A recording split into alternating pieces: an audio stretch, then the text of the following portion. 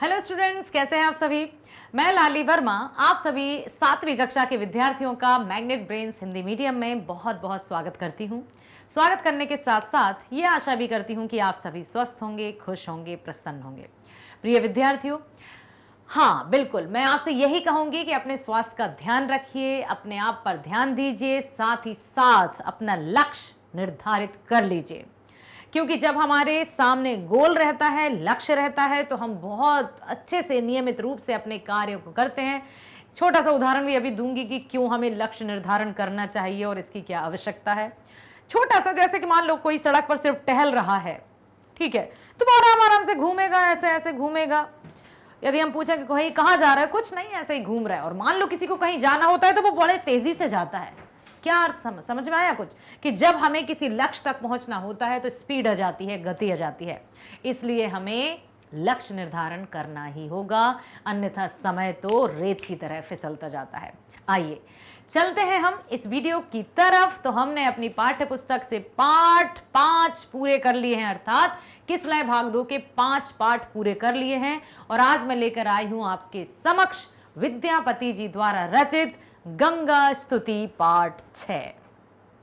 विद्यापति जी, जिनका नाम आपने जरूर सुना होगा, और साथ ही साथ गंगा मैया में जब तक ये पानी रहे हम सब की ये जिंदगानी रहे। कई तरह के गंगा मैया से संबंधित आपने गीत और भजन भी सुने होंगे। छठ पूजा जब की जाती है तब भी एक बहुत प्यारा सा भजन बजता है। आप बताइएगा वो कौन सा भजन है। तो आइए हम शुरू करते हैं। सबसे पहले चलते हैं विद्यापति जी के जीवन परिचय की ओर, और हम ये भी जानेंगे कि विद्यापति जी की रचनाएं हैं कौन कौन सी हैं और किस तरह की रचनाएं वे करते थे। नाम है विद्यापति। जन्म सन 1350 से 1374 के मध्य ऐसा माना जाता है, ठीक है। हाँ, वो इसलिए कि जो भी प्रमाणित कहें या कोई प्रमाण ऐसे नहीं मिल पाते हैं जिससे, क्योंकि बात बहुत पहले की है, 1300 के समथिंग की है, तो ये माना जाता है कि 1350 से 1374 के बीच में आपका जन्म हुआ विद्यापति जी का। कहाँ हुआ? बिस्पी गांव, मधुबनी जिला, बिहार। जी बिल्कुल, मधुबनी तो चित्रकला भी होती है ना। मधुबनी जिला है बिहार में। विषय श्रृंगार और भक्ति। विद्यापति जी की जो रचनाएं होती हैं उसमें श्रृंगार और भक्ति की भावना को देखते ही बनता है। श्रृंगार अर्थात प्रेम, भक्ति अर्थात ईश्वर के प्रति आस्था। उनकी रचनाओं में प्रेम की पराकाष्ठा को देखा जा सकता है। भाषा कैसी है? संस्कृत, अवहट्ट और मैथिली। तो संस्कृत भाषा में लिखते हैं, अवहट्ट भाषा में और मैथिली। कर्म, क्षेत्र संस्कृत साहित्यकार। मुख्य रचनाएं देखिए, कीर्तिलता, मणि मंजरा, नाटिका, गंगा वाक्यावली, भू परिक्रमा आदि। और अब देखते हैं मृत्यु। तो जन्म 1350 से 1374 के बीच माना जाता है, उसी प्रकार से मृत्यु भी 1440 से 1448 के बीच मानी जाती है। क्योंकि कोई ठोस प्रमाण नहीं मिले हैं जिससे एकदम पुख्ता कर दिया जाए कि आपका जन्म या विद्यापति जी का जन्म तब हुआ था, इसलिए कुछ साल हैं कि इनके बीच में उनका जन्म माना जाता है और इनके बीच में उनकी मृत्यु। 1440 से 1448 के बीच में मृत्यु। अब देखिए गंगा स्तुति।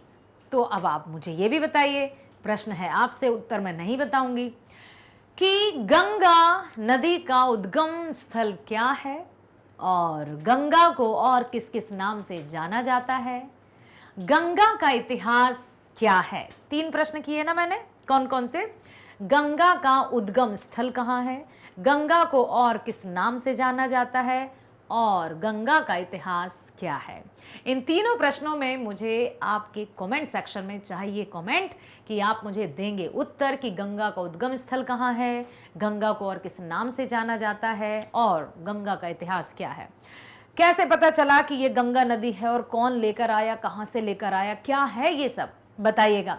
गंगा को पवित्र नदी क्यों माना जाता है, ये गंगा की ऐतिहासिक जानकारी जब आप कलेक्ट करेंगे तो उसमें सब कुछ पता चल जाएगा कि गंगा को पवित्र नदी क्यों माना जाता है, गंगा किसकी पुत्री के रूप में मानी जाती है, और गंगा कहाँ से कहाँ पर उतार कर लाई गई और किसके द्वारा उतार कर लाई गई, और फिर कैसे उनका पृथ्वी पर प्रवाह हुआ।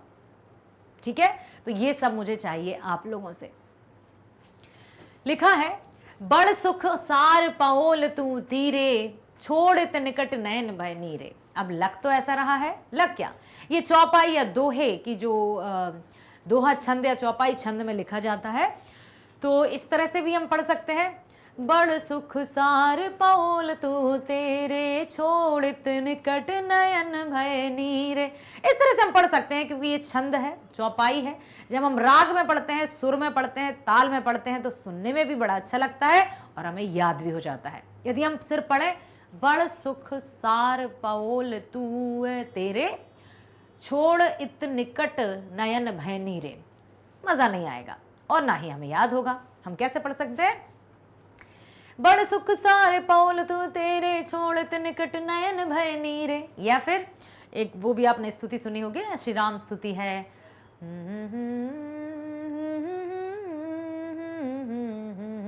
मेरे सीने में, या फिर सदा मेरी रक्षा करो हनुमान, सदा मेरी रक्षा करो प्रभु राम। ठीक है, बड़ सुख सार बहुल तू तेरे, छोड़ित निकट नयन भय धीरे। ठीक है, इस तरह से भी पढ़ सकते हैं।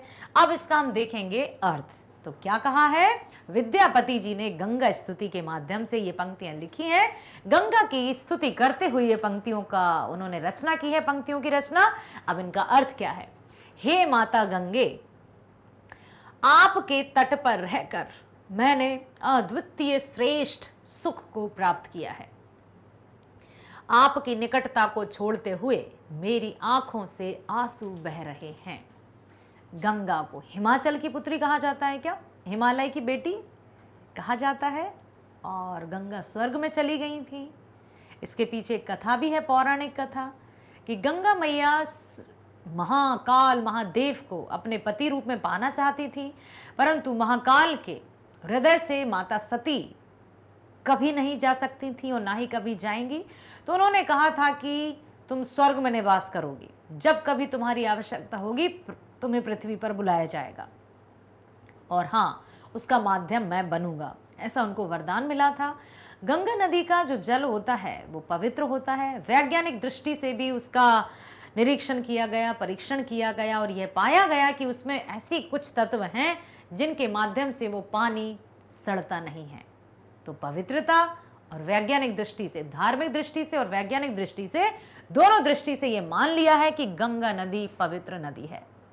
ठीक है, तो कवि भी यही कहते हैं, हे माता गंगे, आपके तट पर रहकर मैंने अद्वितीय श्रेष्ठ सुख को प्राप्त किया है। अद्वितीय, जो दूसरी जगह कहीं मिलता ही नहीं है।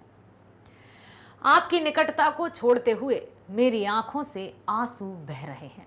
मेरी आंखों से आंसू बह रहे हैं, मैं आपके निकट ही रहना चाहता हूं, लेकिन अब मुझे आपकी निकटता को छोड़ना होगा। लेकिन क्या करूं, मेरी आंखों से अनगढ़ आंसू बह रहे हैं। कर जोरे विनम ओ विमल तरंगे, पुन दर्शन होए पुनमति गंगे। कर जोरे विनम विमल तरंगे, पुन दर्शन होए पुनमति गंगे। कैसे करेंगे, कर जोरी बिनम में विमल तरंगे, पुर दर्शन नहीं पुनिमति गंगे। तो अब क्या कहते हैं आगे कवि, कहते हैं, हे पवित्र तरंग वाली, कर जोरी बिनम विमल तरंगे, मैं अपने हाथों को जोड़कर, ठीक है, हे पवित्र तरंग वाली, तरंग अर्थात लहरों वाली गंगा मैया, हे पवित्र तरंग वाली, आपको मैं हाथ जोड़कर प्रार्थना करता हूं कि हे पुण्यमयी गंगे, आपका पुनः दर्शन हो। हे गंगा मैया, मैं आपसे हाथ जोड़कर विनती करता हूं कि आपके पुनः दर्शन हो। कर जोरी विनय विमल तरंगे, पुन दर्शन होई पुनमति गंगे। पुनः दर्शन मतलब पुनः दर्शन हो, ऐसी मैं प्रार्थना करता हूं। एक अपराध छेम मोर जानी, पर सहमाए पाए तू पानी। एक अपराध छेम मोर जानी, पर सलमाए पाए तू पानी।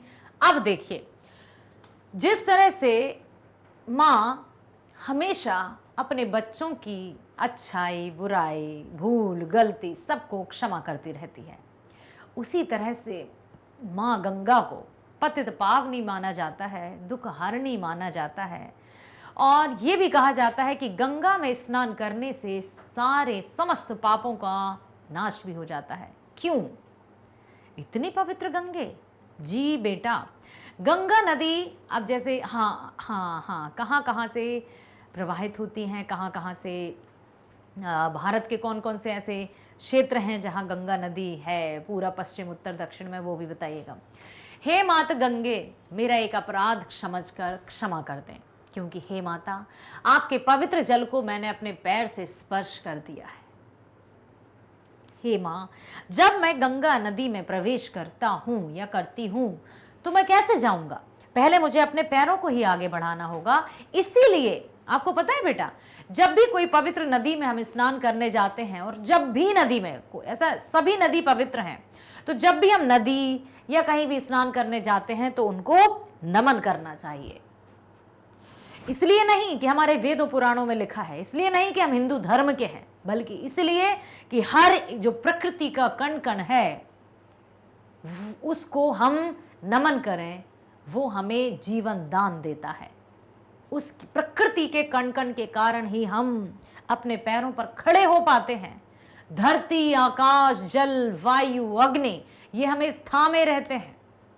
हमारा शरीर पंच तत्वों से मिलकर बना है, ये तो आपको पता है ना। तो ये पंच तत्व हमें प्रकृति में सर्वत्र दिखाई देते हैं, तो हम इन्हें नमन करेंगे, उसके बाद ही आगे बढ़ेंगे। ठीक है? हे मात गंगे, मेरा एक अपराध समझकर क्षमा कर दे, क्योंकि हे माता, आपके पवित्र जल को मैंने अपने पैरों से स्पर्श कर दिया है। और पैरों से स्पर्श नहीं करना चाहिए। पैरों को हम नहीं कहते ना, जब भी कोई हम पूजा अर्चना करते हैं, हाथ जोड़कर खड़े हो जाते हैं, अपनी आंखें बंद करके ध्यान मग्न हो जाते हैं। ठीक है? तो उसी तरह से जब भी हम बिस्तर से सोकर भी उठते हैं तब भी हमें नमन करना चाहिए। जब हम सोते हैं तब भी हमें नमन करना चाहिए, ऊपर वाले का धन्यवाद देना चाहिए, चाहे हम उससे जिस भी रूप में माने, ईश्वर, अल्लाह, जिस भी रूप में हम पूजते हैं, जिस भी रूप में उसको मानते हैं, उसे धन्यवाद देना चाहिए सोते समय।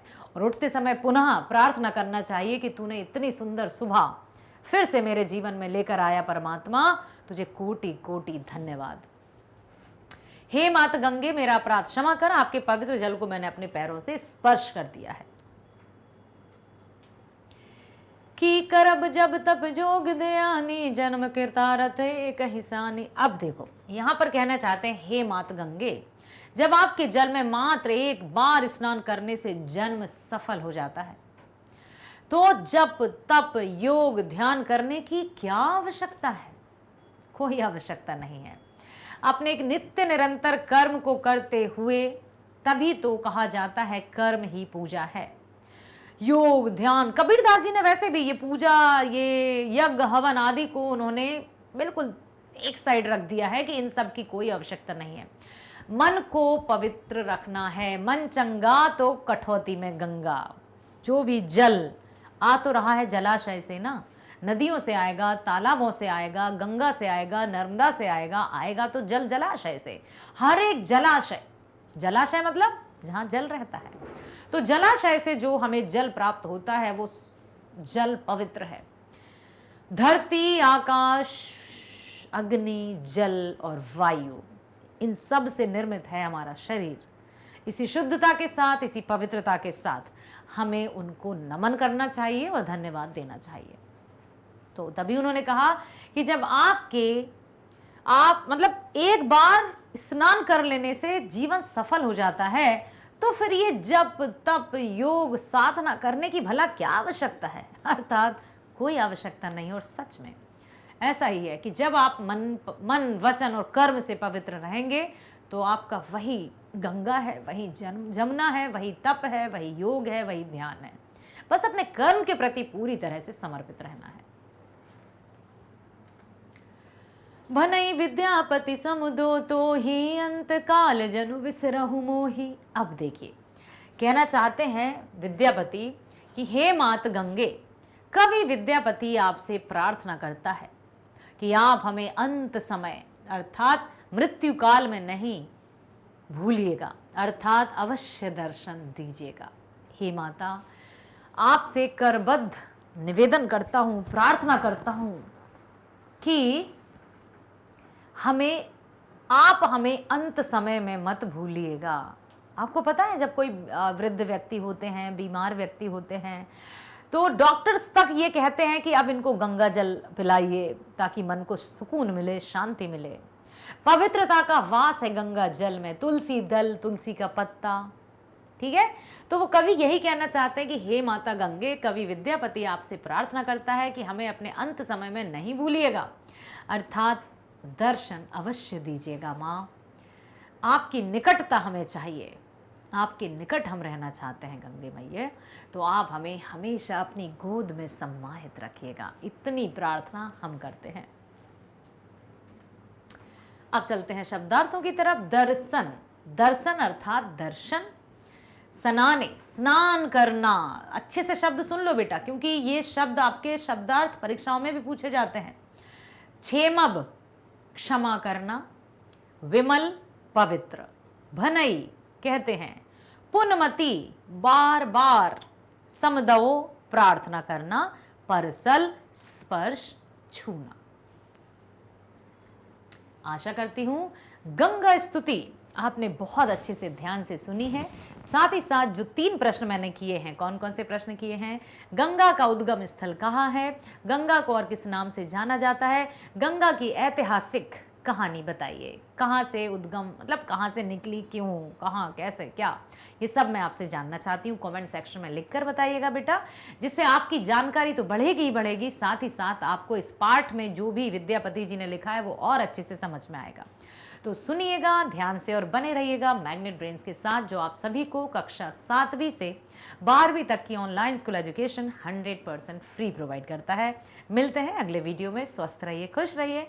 Bye bye. Thank you so much.